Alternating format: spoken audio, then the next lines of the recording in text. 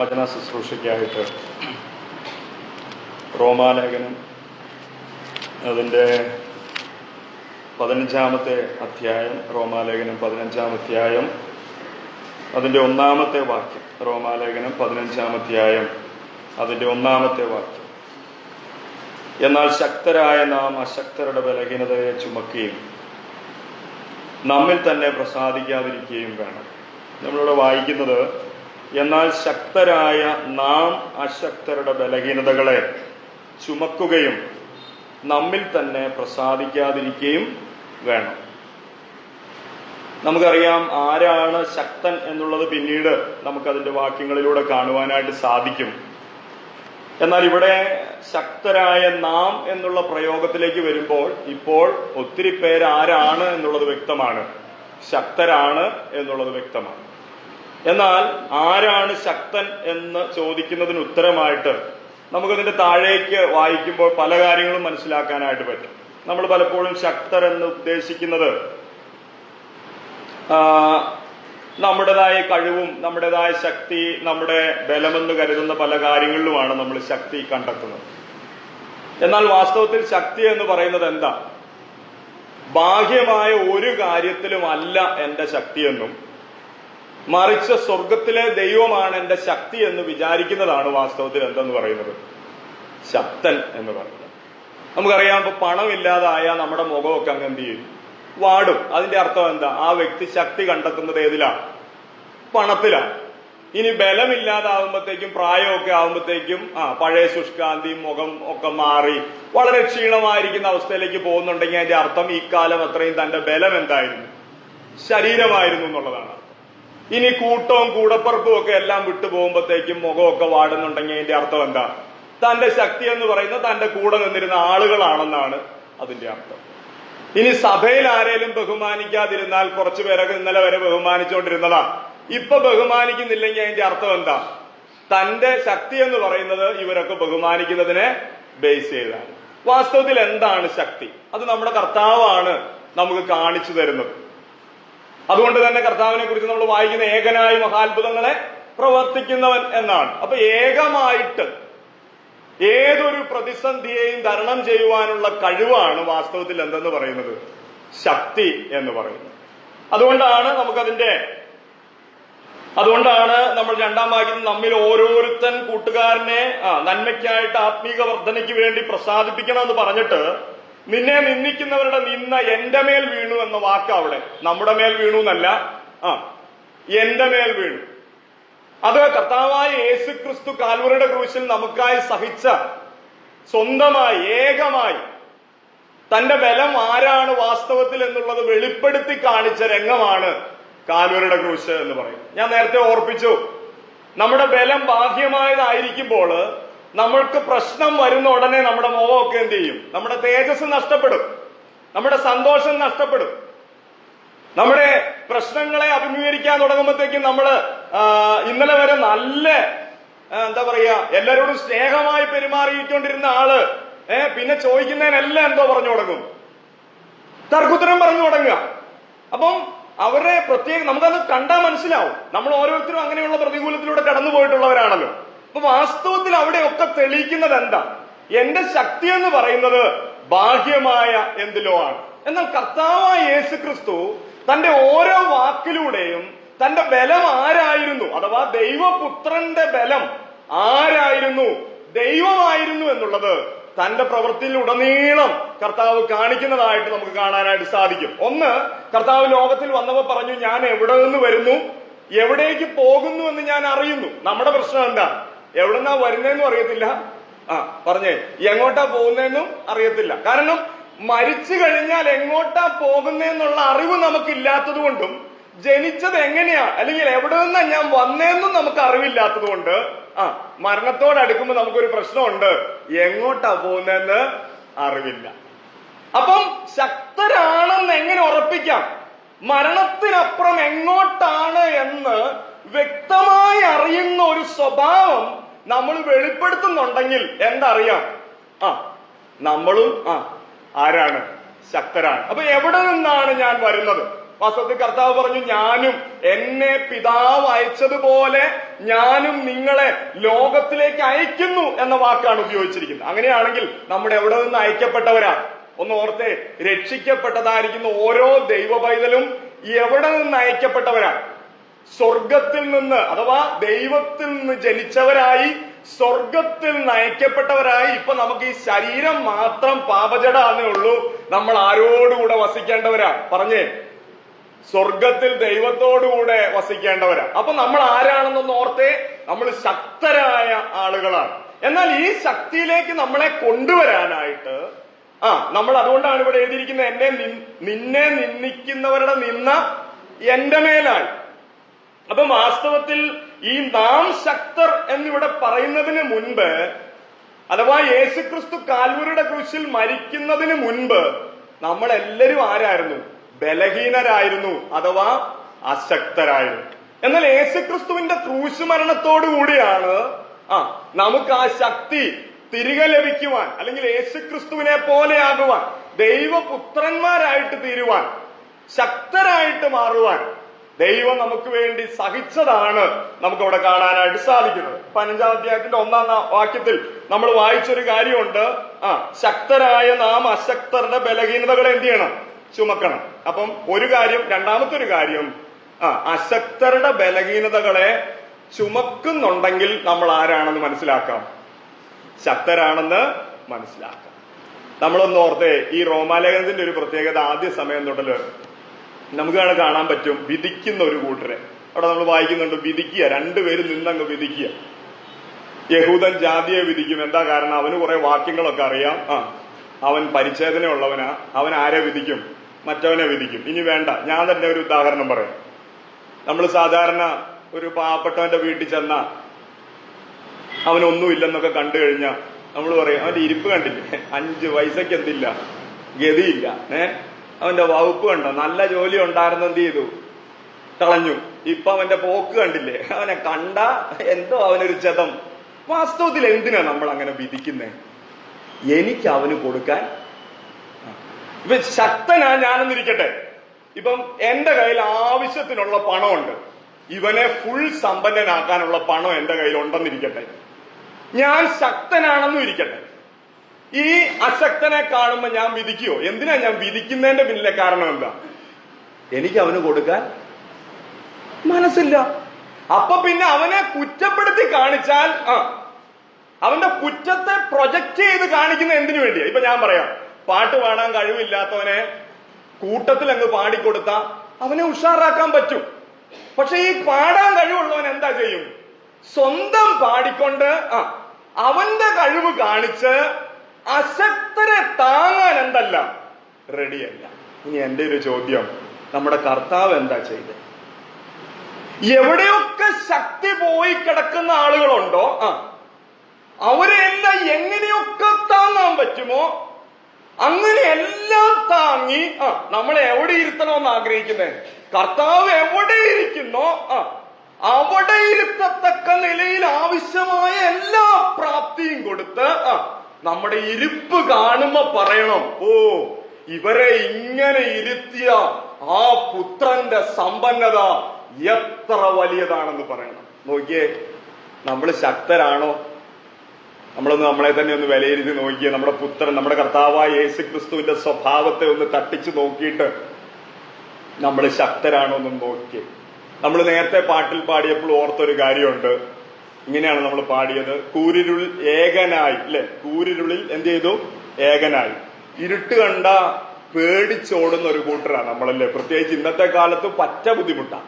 കാരണം എപ്പോഴും വെളിച്ചമുണ്ട്, എതിലെ പോയാലും തെരുവ് വിളക്കുകളുണ്ട്, എതിലെ പോയാലും കയ്യിൽ അടിപൊളി ഒരു ടോർച്ചുണ്ട്, ഇനി എതിലെ പോയാലും ഒരു മൊബൈലുണ്ട്, എളുപ്പം എന്ത് ചെയ്യാം? ടോർച്ച് കത്തിക്കാം. അപ്പം ഇരുട്ട് പേടിയുള്ള ഒരു ഗ്രൂപ്പ്, അല്ലേ? നമ്മളൊക്കെ പറയും വെളിച്ചത്തിലാ ദൈവം ഇരിക്കുന്നത്, എന്തിനാ വാദിക്കുന്നേ? ഇരുട്ടിൽ ആരാ പിന്നിരിക്കുന്നത് പറഞ്ഞേ? എന്നാല് കൂരിരുളിൽ ഏകനായി കഷ്ടം സഹിച്ച ക്രിസ്തു നമ്മളെ എന്താ ബോധ്യമാക്കിയത്? താൻ ശക്തനാണെന്നാ ബോധ്യമാക്കിയത്. കൂരിരുളില് ദൈവം ഉണ്ടെന്നും ആ ദൈവം എന്നെ ശക്തീകരിക്കാൻ മതിയായവനാണെന്നും വിശ്വസിക്കുന്ന ഒരു ഭക്തന് കൂരിരുള്ള ഒരു പ്രശ്നമാണോ? അല്ല. ഇനി കർത്താവിന്റെ മഹാപൗരോഹിത്യ ശുശ്രൂഷയെ കുറിച്ച് അല്ലെങ്കിൽ യാഗപീഠത്തിലേക്കുള്ള പോക്ക് എബ്രായലേഖനത്തിൽ വ്യക്തമാക്കുന്നുണ്ട്. അവിടെ ഒന്ന് വായിക്കാം. എബ്രായലേഖനം 13-ാം അധ്യായത്തിൽ നമ്മളൊരു വാക്യം എങ്ങനെയാ വായിക്കുന്നത്? 10-ാം വാക്യം, 13-ാം അധ്യായം 10-ാം വാക്യം. അവിടെ എങ്ങനെയാ വായിക്കുന്നത്? കൂടാരങ്ങളിൽ ശുശ്രൂഷിക്കുന്നവർക്ക് അഹോവൃത്തി കഴിപ്പാൻ അവകാശമില്ലാത്തൊരു യാഗപീഠം നമുക്കുണ്ട്. മഹാപുരോഹിതൻ പാപപരിഹാരമായ രക്തം വിശുദ്ധ മന്ദിരത്തിലേക്ക് കൊണ്ടുപോകുന്നു. മൃഗങ്ങളുടെ ഉടൽ പാളയത്തിന് പുറത്തു വെച്ച് ചുട്ടുകളയുന്നു. അങ്ങനെ യേശു സ്വന്തം രക്തത്താൽ ജനത്തെ വിശുദ്ധീകരിക്കേണ്ടതിന് നഗരവാതിലിന് പുറത്തു വെച്ച് കഷ്ടം അനുഭവിച്ചു. എന്റെ ചോദ്യം, യേശു കർത്താവ് ഇപ്പൊ പഴയ നിയമ യാഗങ്ങൾക്കൊക്കെ ഒരു പ്രത്യേകതയുണ്ട്. യാഗം കഴിക്കാൻ ആരുണ്ട്? മഹാപുരോഹിതനുണ്ട്. അപ്പൊ യാഗമൃഗത്തെ വളരെ നന്നായിട്ട് എന്ത് ചെയ്യും? പിടിക്കും. എന്നിട്ട് അതിനെ അറക്കും. അതിന്റെ കഷ്ണങ്ങളൊക്കെ കറക്റ്റ് ആയിട്ട് വെക്കും. എന്നിട്ട് എന്ത് ചെയ്യും? അതിന്റെ രക്തം എടുത്തോണ്ട് വിശുദ്ധ മന്ദിരത്തിലേക്ക്. അപ്പൊ കൂട്ടത്തിൽ നിൽക്കാൻ എപ്പോഴും ചെയ്യാനൊക്കെ ആരുണ്ട്? കൂട്ടുണ്ട്. മഹാപുരോഹിതനുണ്ട് ഈ ശുശ്രൂഷയൊക്കെ ചെയ്യാൻ. അപ്പൊ ആടിന് പ്രത്യേകിച്ച് ഒന്നും കൂടുതലായിട്ടൊന്നും ചെയ്യാനില്ല. എന്ത് ചെയ്താൽ മതി? അങ്ങോട്ടങ്ങ് ചെന്നു കൊടുത്താൽ മതി. ബാക്കിയൊക്കെ ആര് ചെയ്തോളൂ? മഹാപുരോഹിതൻ ചെയ്തോളൂ. ഇനി രക്തവും പുള്ളി കൊണ്ടുപോകുന്നും വേണ്ട. ആര് കൊണ്ടുപോയിക്കോളും? മഹാപുരോഹിതൻ കൊണ്ടുപോയിക്കോളും. ഇനി എന്റെ ചോദ്യം, നമ്മുടെ കർത്താവ് എങ്ങനെയാ പോയേ? ഒരു മനുഷ്യനില്ലായിരുന്നു. ഞാൻ ചോദിക്കട്ടെ, അവിടെ ശക്തനാണെന്ന് എങ്ങനെയാ തെളിയിക്കുന്നത്? ഒറ്റയ്ക്ക് എന്ത് ചെയ്യുക? രക്തം ഇനി ആരും കൊണ്ടുപോകത്തില്ല. കർത്താവിനെ എന്തായിട്ടാ കണക്കാക്കിയിരിക്കുന്നത്? ഒരു കൊലപാതകനെ പോലെ, ഒരു പാപിയെ പോലെ, ഒരു ദുഷ്ടനെ പോലെ കണക്കാക്കിയിരിക്കുക, നിന്ദിക്കുക. അവിടെ താൻ ഏകനായിട്ട് ഇത് ചുമന്നുകൊണ്ട്, ഞാൻ ചോർക്ക് രക്തം എടുക്കാൻ ഇവിടെ ആരുമില്ല, വിശുദ്ധ മന്ദിരത്തിലേക്ക് കൊണ്ടുപോകാൻ ആരുമില്ല. അതുകൊണ്ട് തന്നെ ഈ യാഗപീഠം എവിടെയല്ല? പഴയ നിയമത്തിലെ എല്ലാ യാഗപീഠം എവിടെയായിരുന്നു? അകത്താണ്. ഈ യാഗപീഠം എവിടാന്നാ നമ്മൾ വായിക്കുന്നത്? നഗരവാതിലിന് പുറത്താണ്. കാരണം മൃഗത്തിന്റെ ഉടൽ എവിടെ കൊണ്ടേ വേണം ചുട്ടുകളയാൻ. അപ്പൊ കർത്താവ് എങ്ങോട്ട് പോകണം? എല്ലാവരും അറയ്ക്കപ്പെടുന്ന ആ സ്ഥലത്തേക്ക് എന്ത് ചെയ്യണം? പോകണം. ആരും ഇല്ലാത്തടത്തേക്ക് വാസ്തവത്തിൽ ശക്തിയോടെ പോകാൻ കഴിയുന്നുണ്ടെങ്കിൽ അതല്ലേ ശക്തി. നമുക്ക് പ്രതികൂലങ്ങളെ തരണം ചെയ്യാനായിട്ട് കഴിയുന്നുണ്ടെങ്കിൽ അതല്ലേ ശക്തി. നമ്മളൊന്ന് ശരിക്ക് നമ്മളെ ഒന്ന് മനസ്സിലാക്കുക. നമ്മുടെ കർത്താവ് ചെയ്ത പ്രവൃത്തികളൊന്ന് വേഗത്തിൽ പറഞ്ഞ് ഞാൻ അവസാനിപ്പിക്കണം. അവിടെ നമ്മൾ വായിക്കുന്നത് 4-ാമത്തെ വാക്യം തൊട്ട് അതിന്റെ മുമ്പോട്ടുള്ള വാക്യം, എന്നെ നിന്ദിക്കുന്നവരുടെ നിന്ന എന്റെ മേലായി എന്ന് പറയുന്ന ഒരു ഭാഗം തൊട്ട് നമ്മൾ താഴോട്ടൊന്ന് വായിക്കാം. എന്നാൽ മുന്നെഴുതിയിരിക്കുന്നതൊക്കെ നമ്മുടെ ഉപദേശത്തിനായിട്ട് നമുക്ക് തിരുവെഴുത്തുകളാൽ ഉളവാകുന്ന സ്ഥിരതയാലും ആശ്വാസത്താലും പ്രത്യാശ ഉണ്ടാകേണ്ടത് തന്നെ എഴുതിയിരിക്കുന്നു. അപ്പൊ എന്താണ് ആ പ്രത്യാശ എന്നുള്ളത്? 13-ാമത്തെ വാക്യം ഒന്ന് വായിച്ചു നോക്കിയേ. എന്നാൽ പ്രത്യാശ നൽകുന്ന ദൈവം പരിശുദ്ധാത്മാവിന്റെ ശക്തിയാൽ നിങ്ങൾ പ്രത്യാശയിൽ സമൃദ്ധിയുള്ളവരായി വിശ്വസിക്കുന്നതിനുള്ള സകല സന്തോഷവും സമാധാനവും കൊണ്ട് നിങ്ങളെ നിറയ്ക്കുമാറാകട്ടെ. അപ്പൊ ഒരു ശക്തൻ എന്ന് പറയുന്നത് എന്താണ്? നമ്മുടെ ഉള്ളിൽ പരിശുദ്ധാത്മാവ് ഉണ്ടായിരിക്കണം, ദൈവാത്മാവ് ഉണ്ടായിരിക്കണം. അവൻ വിശ്വസിക്കുന്നതിലുള്ള മുഴുവൻ സന്തോഷം അവൻ എന്ത് ചെയ്തിരിക്കണം? അനുഭവിച്ചിരിക്കണം. അപ്പം വിശ്വസിക്കുന്നതിലുള്ള മുഴുവൻ സന്തോഷവും ഒരുവൻ അനുഭവിക്കാനായിട്ടാണ് ആര് നമ്മുടെ ഹൃദയത്തിൽ വന്നത്? യേശുക്രിസ്തുവിലുള്ള വിശ്വാസത്താൽ പരിശുദ്ധാത്മാവെന്ന ശക്തി നമ്മുടെ ഉള്ളിൽ വന്നു. അതുകൊണ്ടാണ് റോമാലേഖനം 8-ാം അധ്യായത്തിലൊക്കെ നമ്മൾ വായിക്കുന്ന ജഡത്താലുള്ള ബലഹീന നിമിത്തം ന്യായപ്രമാണത്തിന് കഴിയാത്തത് ആരിലൂടെ സാധിച്ചു? നേരത്തെ ജഡത്തിൽ ബലഹീനത ഉണ്ടായിരുന്നത് കൊണ്ട് തന്നെ ന്യായപ്രമാണം ആവശ്യപ്പെടുന്ന കൽപ്പനകള് അതിന്റെ മഹത്വത്തിൽ നമുക്ക് എന്ത് ചെയ്യാൻ പറ്റുന്നില്ല? ചെയ്തു തീർക്കാൻ പറ്റത്തില്ലായിരുന്നു. കാരണം നമ്മുടെ കൂട്ടത്തിൽ എന്തില്ല? സ്വയത്തിന്റെ ശ്രമം മാത്രമേ ഉള്ളൂ. നമ്മുടെ കൂട്ടത്തിൽ ദൈവത്തിന്റെ ശക്തി ഇല്ല. ആ ദൈവത്തിന്റെ ശക്തി നമുക്ക് തരാനായിട്ടാണ് ആര് സ്വർഗത്തിൽ നിറങ്ങി വന്നേ? ദൈവപുത്രൻ സ്വർഗത്തിൽ നിറങ്ങി വന്നു. ഇനി ഞാനൊരു കാര്യം പറയാം. നമ്മൾ കഴിഞ്ഞൊരു മെസ്സേജിൽ ഞാനൊരു വീട്ടിൽ വെച്ച് ജനമാമയുടെ വീട്ടിൽ വെച്ച് പറഞ്ഞപ്പോൾ നിങ്ങൾ ശ്രദ്ധിച്ചോന്ന് അറിയത്തില്ല. ന്യായപ്രമാണം വന്നപ്പോഴാണ് 2 പാത്രങ്ങൾ, അതായത് പുറത്തും അകത്തും പാത്രങ്ങളായി മാറിയത്. നമ്മൾ ഓർക്കേണ്ട ഒരു വലിയ കാര്യം അത്. ന്യായപ്രമാണ ശുദ്ധീകരണ നിയമം വന്നില്ലായിരുന്നെങ്കിൽ അകത്തും പുറത്തും പാത്രങ്ങൾ വരത്തില്ലായിരുന്നു. കാല് കഴുകണമെന്ന് പറഞ്ഞപ്പോൾ ആ പാത്രം അവിടെ കൊണ്ട് വെക്കേണ്ടി വന്നേ, പുറത്ത് വെക്കേണ്ടി വന്നേ. അപ്പം നമ്മൾ ഓർക്കണ്ടേ, യഹൂദരും ജാതികളുമായിട്ട് വേർതിരിയുന്നത് പോലും എപ്പോഴാ? വാസ്തവത്തിൽ ന്യായപ്രമാണം അഥവാ പരിച്ഛേദന എന്നുള്ള നിയമം വന്നപ്പോഴാ. ഇപ്പൊ പരിച്ഛേദന എന്ന നിയമം വന്നതോടുകൂടി അബ്രഹാമിന്റെ സന്തതി എന്ന് പറയുന്നത് ആരായി മാറി? പരിച്ഛേദന ഏൽക്കുന്ന ആളുകൾ മാത്രമായി മാറി. പരിച്ഛേദന ഏൽക്കാത്തവരോ ആരായി മാറി? ജാതികളായി മാറി. അപ്പം നമ്മൾ ഓർക്കണം, അബ്രഹാമിന് വാസ്തവത്തിൽ വിശ്വാസത്തിന്റെ അടയാളമായിട്ടാ എന്ത് നടത്തിയേ? പരിച്ഛേദന നടത്തിയേ. പക്ഷെ ഇവര് പരിച്ഛേദന എന്തായിട്ടാ എടുത്തേ? ഒരടയാളമായിട്ട് എടുത്തോണ്ട് പരിച്ഛേദന ചെയ്തവരെല്ലാം ആരാണെന്ന് പറഞ്ഞു? ഇവര് യഹൂദന്മാരാണെന്ന് പറഞ്ഞു. വാസ്തവത്തിൽ പരിച്ഛേദന ചെയ്തവരാണോ യഹൂദന്മാര്? അല്ല.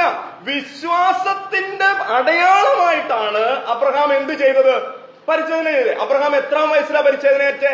90-ാമത്തെ വയസ്സിലാണ് അബ്രഹാം എന്ത് കേൾക്കുന്നത്? പരിച്ഛേദന. നമ്മൾ ഓർക്കേണ്ട ഒരു കാര്യം, 90-ാമത്തെ വയസ്സിൽ പരിച്ഛേദന ഏൽക്കുമ്പോൾ അതെന്തായിരുന്നു? നമ്മൾ വായിച്ചേ അടയാളമായിരുന്നു. എന്റെ ചോദ്യം, ബ്രദറുകാരായിരിക്കുന്ന നമുക്കിന്ന് എന്തോ അടയാളമായിട്ടിരിക്കുന്നേ? കമ്മലും മാലയൊന്നും ഇടാത്തവരൊക്കെ രക്ഷിക്കപ്പെട്ടവരും കമ്മലും മാലയൊക്കെ ഇട്ടവര് രക്ഷിക്കപ്പെട്ടവരും ഇട്ടവര് രക്ഷിക്കപ്പെടാത്തവരും ഇടാത്തവര് രക്ഷിക്കപ്പെട്ടവരും അല്ലെ? ഇടാത്തവരല്ലേ? കമ്മലും മാല ഇടാത്തവര് രക്ഷിക്കപ്പെട്ടവര്, ഇട്ടവരൊക്കെ പാപികളും. ഞാൻ ചോദിക്കട്ടെ, ഇന്ന് ആ അടയാളമല്ലേ നമുക്കുള്ളൂ? ഇന്ന് ആ അടയാളം മാത്രമല്ലേ നമുക്കുള്ളൂ? ബാക്കിയെല്ലാം നമുക്കുണ്ട്. കമ്മലും മാല ഇല്ലെന്നുള്ള ഒറ്റ അടയാളം പക്ഷേ നമുക്ക് ബാക്കിയൊക്കെ ഉണ്ട്. വാസ്തവത്തിൽ നമ്മളുടെ ബലം ഏതിലാണെന്നാണ് ഇപ്പോഴും തെളിയിച്ചുകൊണ്ടിരിക്കുന്നത്. ഒരുത്തൻ ഒന്നിന്റെ പുറകെ, കർത്താവ് പറഞ്ഞു നിങ്ങൾ ദ്രവ്യാഗ്രഹം, നിങ്ങളുടെ നടപ്പ് ദ്രവ്യാഗ്രഹം കൂടാതിരിക്കട്ടെ. എന്റെ ചോദ്യം, ഒരുത്തൻ ഒരു ദ്രവ്യത്തിന്റെ പുറകെ പോകുന്നുണ്ടെങ്കിൽ അതിന്റെ അർത്ഥം എന്താ? എന്റെ ശക്തി ഏതിലാണെന്നാണ് ഞാൻ തെളിയിച്ചുകൊണ്ടിരിക്കുന്നത്. നിങ്ങളെ പറയണം, കൃത്യമായും പറയണം. ഒരുത്തൻ ഒന്നിന്റെ പുറകെ പോകുന്നുണ്ടെങ്കിൽ അതിന്റെ അർത്ഥം എന്റെ ശക്തി ഏതിലാണെന്ന് ഞാൻ തെളിയിക്കുക. പറഞ്ഞേ, നമ്മൾ തെളിയിക്കുക. അപ്പൊ ഇവിടെ തന്നെ നമ്മൾ ഓർക്കേണ്ട ഒരു കാര്യം, ദൈവം, കർത്താവ് ആരെയാണ് തേടി വരുന്നത്? ഏറ്റവും ഇല്ലായ്മ തേടുക. ഒരു മനുഷ്യനും തിരിഞ്ഞു. നമ്മൾ സാധാരണ പ്രാർത്ഥിക്കുമ്പോൾ പറയുന്ന കാരണം കൂടാതെ എന്നെ സ്നേഹിച്ച ദൈവമേ എന്നല്ലേ നമ്മൾ എന്താ പറയുന്നത്? കാരണം കൂടാതെ എന്നെ സ്നേഹിച്ച ദൈവം. എടാ, എന്നെ സ്നേഹിക്കാൻ ഒരു കാരണവും ഇല്ലായിരുന്നു.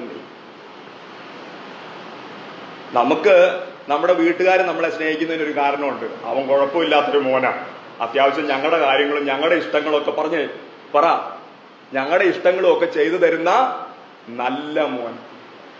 മറ്റോനോ ഒരു കഴകത്തുമില്ല, വെറുതെ ഇങ്ങനെ അങ്ങ് ജീവിച്ചു പോകുക.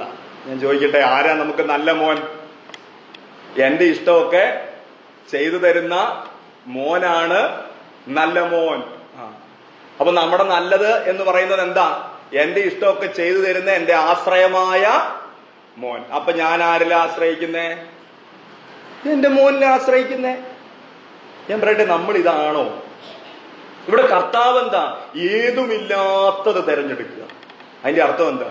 ഒരു ഗുണം ഇല്ല. ലോകപ്രകാരമാണ് തെരഞ്ഞെടുപ്പ് എന്നുണ്ടെങ്കിൽ എന്നെ എല്ലാവർക്കും ഇഷ്ടമാണെങ്കിൽ വോട്ട് ചെയ്യാൻ പറഞ്ഞാൽ എന്ത് ചെയ്യും നിങ്ങൾ?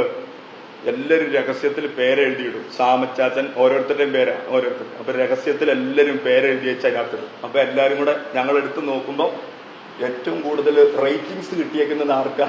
ഇന്നാർക്കാ. അപ്പൊ എന്റെ കൂട്ടത്തിൽ ഇത്രയും പേരുണ്ട്. അതല്ലേ നമ്മൾ ബലമായിട്ട് കണക്കാക്കുന്നത്?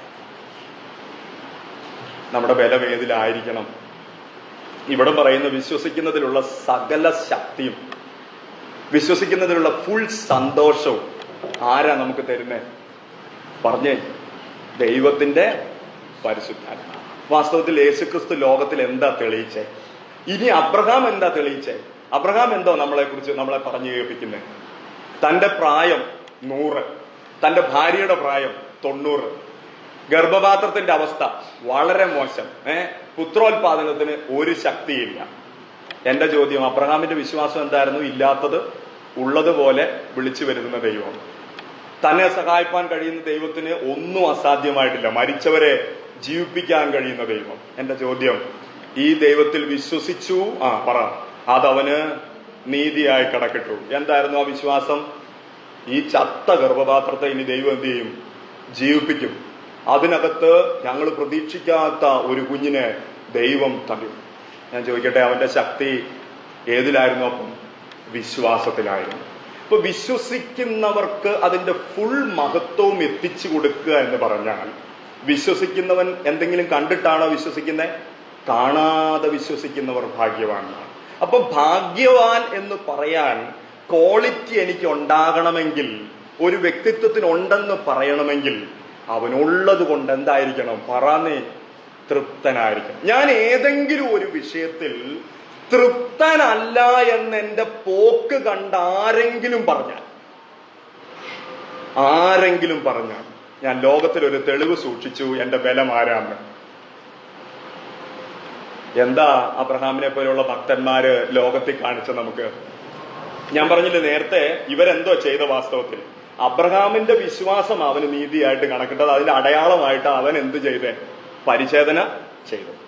പക്ഷെ പിന്നീടുള്ള തലമുറ മുഴുവൻ ഓടി നടക്കുക. 8-ാം ദിവസം പറഞ്ഞേ, ഓടി നടക്കുക. അന്ന് ശബത്താണേലും, ശബത്തെന്ന് പറഞ്ഞാൽ സ്വസ്ഥതയുള്ള ദിവസമാണ്. എന്റെ ദൈവമേ, ആ സ്വസ്ഥതയുള്ള ദിവസവും 8-ാം ദിവസമാണ്. ഇവൻ എന്തോ ചെയ്യും? ആ വീട്ടിൽ പോയി എന്ത് ചെയ്യും? പരിച്ഛേദന ചെയ്ത് ആ വീട്ടുകാരുടെ സ്വസ്ഥത കളയും. സത്യമല്ലേ? ഇവന്റെ ഈ ചട്ടം പ്രമാണിക്കാനുള്ള ഓട്ടമേ 8-ാമത്തെ നാളിൽ എന്തിനായിട്ട് ഓടും? നമ്മൾ നോർത്തേ, ശരിക്കും സ്വസ്ഥത, ഫുൾ സ്വസ്ഥത വേണം, കർത്താവിൽ സന്തോഷിക്കണമെന്ന് പറയുന്ന ആ ദിവസത്തിൽ സത്യത്തിൽ ആ അപ്പന്റെ അമ്മയുടെയും സ്വസ്ഥത കെടുത്തും. അത് ശബത്ത് ദിവസവും കൂടെയാണെന്ന് ഓർത്തോണം. പക്ഷെ 8-ാം ദിവസം എന്തോ ചെയ്തോണം? സത്യത്തിൽ ഈ നമ്മളും ഒന്ന് ആലോചിച്ച് നോക്കി, എല്ലാ വാക്യവും അറിയാം, പക്ഷെ ഈ ഏതെങ്കിലും ഒരു വാക്യം നമ്മളെ ജീവിപ്പിക്കും നമുക്കറിയാമോ? ഇല്ല. ഭയങ്കരമായിട്ട് കാണാപ്പാടം. ദൈവം സർവശക്തൻ തന്നെ പറയാൻ മിടുക്കരാ, പക്ഷെ ഒരു കാര്യത്തിൽ പോലും ആ ശക്തി കാത്തിരുന്ന് പറഞ്ഞേ മേടിക്കത്തില്ല. കറക്റ്റ് അല്ലേ ഞാൻ പറഞ്ഞ? ഒന്നിനും മേടിക്കുന്നില്ല. എവിടാ നമ്മൾ മേടിക്കുന്നേ? എല്ലാ കാര്യത്തിനും നമ്മൾ ആരെ തേടും? മനുഷ്യരുടെ സഹായം തേടിയാ പോകുന്നേ, അല്ലേ? ഇവൻ രോഗം വന്നാൽ ഞാൻ മനുഷ്യരുടെ സഹായം തേടും. ഇവൻ പ്രയാസം വന്നാൽ ഞാൻ മനുഷ്യരുടെ സഹായം തേടും. ഇവൻ ഏത് വിഷയം വന്നാലും എന്നെ എല്ലാരും കളിയാക്കിയ ഞാൻ എങ്ങനെയെങ്കിലും ന്യായം പറഞ്ഞ ആ കളിയാക്കൽ നിന്ന് എന്ത് ചെയ്യും? രക്ഷപ്പെടും. എല്ലാത്തിനും ഞാൻ എന്താ ഉപാധി കണ്ടെത്തുന്നേ? എങ്ങനെ ലോകം ഈ വ്യവസ്ഥയെ കൈകാര്യം ചെയ്യുന്നോ അതേ വ്യവസ്ഥ തന്നെ ഞാനും ചെയ്യുന്നു. പക്ഷേ ദൈവത്തിൽ ആശ്രയിക്കുന്നവനോ? നമ്മൾ ഓർക്കണം, നമ്മുടെ കർത്താവ് ലോകത്തിലേക്ക് വന്നു. നമ്മുടെ കർത്താവ് ചെയ്തത് അതാണോ? അല്ല. കർത്താവ് മരിക്കുക ചെയ്തത്. നമ്മൾ മരണത്തോട് അടുക്കുമ്പോൾ നമ്മുടെ തനിയായ സർപ്പവിഷം എവിടെ വരും? നമ്മളെല്ലാരും കൂടെ മാനം കെടുക്കുന്നു എന്ന് പറയുമ്പോഴത്തേന് നമ്മുടെ തേജസ്സൊക്കെ അങ്ങോട്ട് പോയിട്ട് പിന്നെ പക്ക പിശാചിന്റെ തേജസ് എവിടെ വരും? നമ്മുടെ മുഖത്ത് വരും. ഞാൻ ചോദിക്കട്ടെ, ഇതൊക്കെ നമ്മുടെ ജീവിതത്തിൽ എന്തിനാ ദൈവം കാണിച്ചു തരുന്നതെന്ന് അറിയോ? എത്ര ഉപദ്രവിച്ചിട്ടും തന്റെ ശക്തി സ്വർഗത്തിലെ ദൈവമാണെന്ന് ബോധ്യമാക്കിയ ഒരു പുത്രനെ നമുക്ക് എവിടെ നോക്കി കാണാൻ പറ്റും? പറഞ്ഞേ, കാൽവറിയുടെ ക്രൂശിൽ കാണാൻ പറ്റും. അതാണ് വാസ്തവത്തിൽ ന്യായപ്രമാണം നമ്മളിൽ നിന്ന് കൊതിച്ച നീതി. ഉപദ്രവത്തിന്റെ മധ്യേ വെളിപ്പെടുത്താൻ പറ്റുന്ന തേജസ്. ആ തേജസ് ആരുടെ പക്കലില്ല? നമ്മുടെ പക്കലില്ല. നമ്മൾ അതിനു പകരം ദൈവത്തെ കുറ്റം പറഞ്ഞുകൊണ്ടിരുന്നു. ഇപ്പൊ പ്രമാണം, അതാ ഞാൻ പറഞ്ഞേ, ഈ പരിച്ഛേദന ചെയ്യുന്ന ആളുകള് എന്തോ ചിന്തിച്ചോണ്ടിരുന്നേ? അവര് പരിച്ഛേദന ചെയ്തതിലൂടെ അവരാരാണെന്ന് വിചാരിച്ചോണ്ടിരുന്നു? യഹൂദന്മാരായിരുന്നു ആണെന്ന് വിചാരിച്ചോണ്ടിരുന്നു. പക്ഷെ അവര് സാക്ഷാൽ ആരല്ലായിരുന്നു? യഹൂദന്മാർ അല്ലായിരുന്നു. വാസ്തവത്തിൽ എന്താണ് യഹൂദൻ? ഹൃദയപരിച്ഛേദനയുള്ളവനാണ് സാക്ഷാൽ യഹൂദൻ. അപ്പൊ ദൈവം എന്ത് ചെയ്തു? ഈ പരിച്ഛേദനയും കൽപ്പനയൊക്കെ ഇങ്ങനെ ചെയ്യാൻ പോയപ്പോ ദൈവം 10 കൽപ്പനയും കൂടെ കൂട്ടത്തിൽ അങ്ങിട്ട് കൊടുത്തു. ആദ്യം ഒരെണ്ണേ ഉണ്ടായിരുന്നുള്ളൂ. 8-ാം ദിവസം പരിച്ഛേദന മാത്രം പോയി ചെയ്താൽ മതിയായിരുന്നു. അപ്പൊ ദൈവം പറഞ്ഞു, എന്നാ നീ ഇതിന്റെ പുറകെയാണോ പോകുന്നത്? എന്നാ ഞാൻ നിനക്ക് എത്രയും കൂടെ ഇട്ട് തരാം. നേരത്തെ തമ്പിച്ചാന്റെ ഭാഷയിലാണെങ്കിൽ കുറെ കൽപ്പനയും കൂടെ അങ്ങിട്ട് കൊടുത്തു. ഇതൊക്കെ ചെയ്തേച്ച് എന്നെ കൊണ്ട് പറ്റൂലേന്ന് പറഞ്ഞ് നിലവിളിച്ചപ്പം ആര് പറഞ്ഞു? സഹായിപ്പാൻ വേണ്ടി ജഡത്തിന്റെ ബലഹീന നിമിത്തം കഴിയാത്തത് സാധിപ്പിച്ചു കൊടുക്കാൻ. അപ്പം ഈ കഴിയാത്തപ്പോ നമ്മൾ ആരെയാ നിന്ദിച്ച? സത്യത്തിൽ പറഞ്ഞേ, നിന്നെ നിന്ദിക്കുന്നവരുടെ നിന്ന് എന്റെ മേലായി എന്ന് പറഞ്ഞാൽ ക്രിസ്തു എന്താ കേട്ടെ? പിതാവ് ഞങ്ങൾ അനുഗ്രഹിക്കപ്പെട്ടവരാകുമെന്നൊക്കെ പറഞ്ഞേച്ച്, ഇത് ചെയ്യുന്നവൻ അതിനാൽ ജീവിക്കുമെന്നൊക്കെ പറഞ്ഞേച്ച്, ഇപ്പൊ ആരും എന്ത് ചെയ്യുന്നില്ല? ജീവിക്കുന്നില്ലല്ലോ. എന്തിയെ വാഗ്ദത്തം? ഈ പറഞ്ഞു കേട്ടനുസരിച്ച് എന്തായതെന്ന് പറഞ്ഞ് നിന്ദിക്കുന്നവരുടെ നിന്ന ആരേറ്റെടുത്തു? യേശു കർത്താവ് ഏറ്റെടുത്ത് സ്വർഗം വിട്ട് ഭൂമിയിലേക്ക് വന്നിട്ട്. നോക്കിയേ, കർത്താവ് ശക്തനായിരുന്നല്ലേ? എന്തുകൊണ്ടാ ശക്തൻ? കർത്താവിന്റെ ഉള്ളിൽ ആരുണ്ട്? ദൈവത്തിന്റെ പരിശുദ്ധാത്മാവ് ഉണ്ട്. ശക്തനായിരിക്കുന്ന ക്രിസ്തു ശക്തനായവനാൽ എന്ത് ചെയ്തു?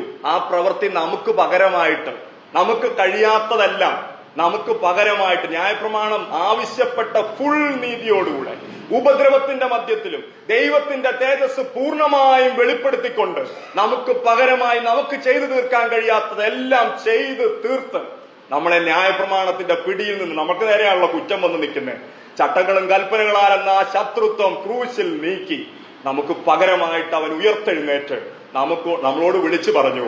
ആദ്യം എന്തിനാ എഴുന്നേൽപ്പിച്ചെന്നറിയോ? അവന്റെ സ്വരൂപത്തോട് അനുരൂപരാകണമെങ്കിൽ ആരെങ്കിലും ഒരാൾ നോക്കാൻ വേണ്ടേ? പറഞ്ഞേ, അവന്റെ സ്വരൂപത്തോട് നമ്മളെ അനുരൂപമാക്കണമെങ്കിൽ ആദ്യം ഒരാളെ എഴുന്നേൽപ്പിച്ചാലല്ലേ പറ്റത്തുള്ളൂ.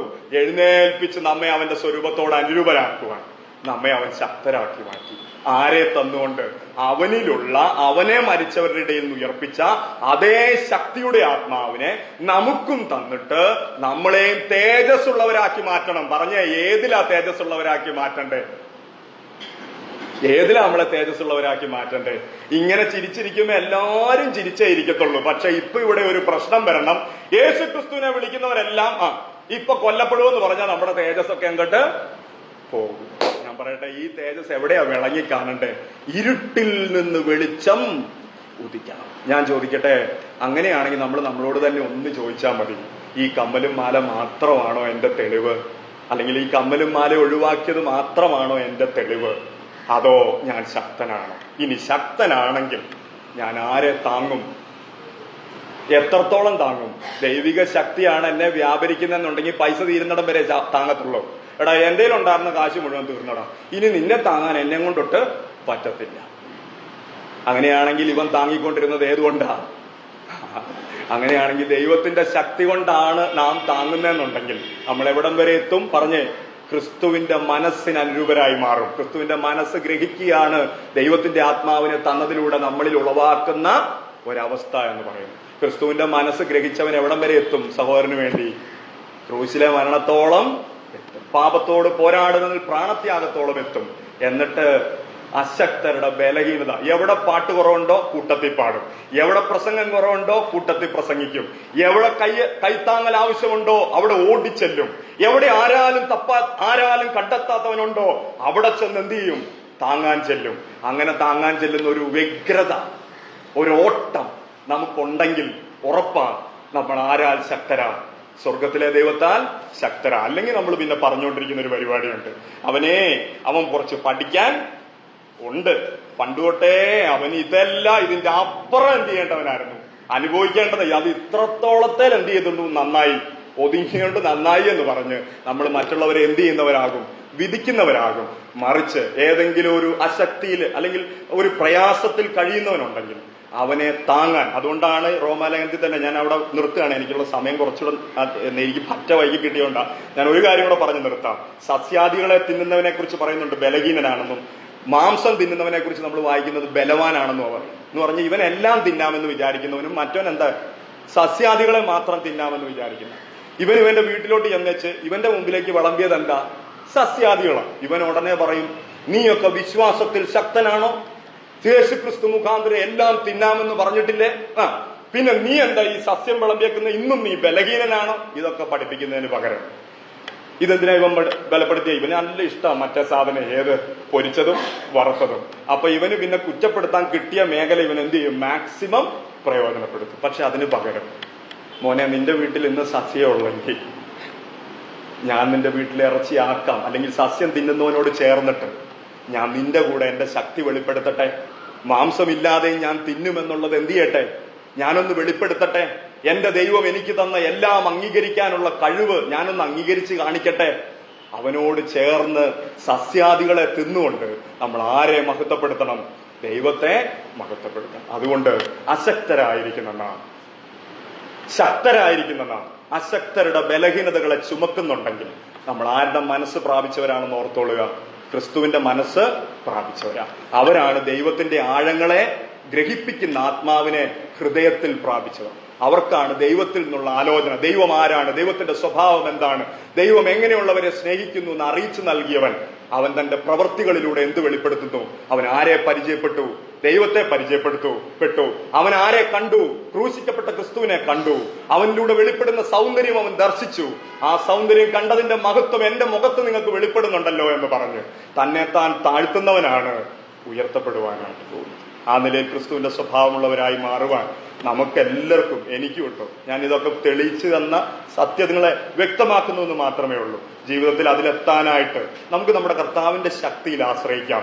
ദൈവം നമ്മളെ ശക്തീകരിക്കാൻ, നമ്മൾ അതുകൊണ്ടാണ് വിശ്വസിക്കുന്നതിലുള്ള സകല സന്തോഷത്തിലേക്കും എന്നെ എത്തിക്കാൻ പരിശുദ്ധാത്മാവിന്റെ ശക്തി കൊണ്ട് എന്നെ അലങ്കരിക്കുന്ന ഒരു ദൈവമുണ്ടെന്ന് മനസ്സിലാക്കി നമുക്ക് അവനിൽ ആശ്രയിക്കാം. അവന്റെ വലിയ നാമം വാഴ്ത്തപ്പെടുമാറാകട്ടെ.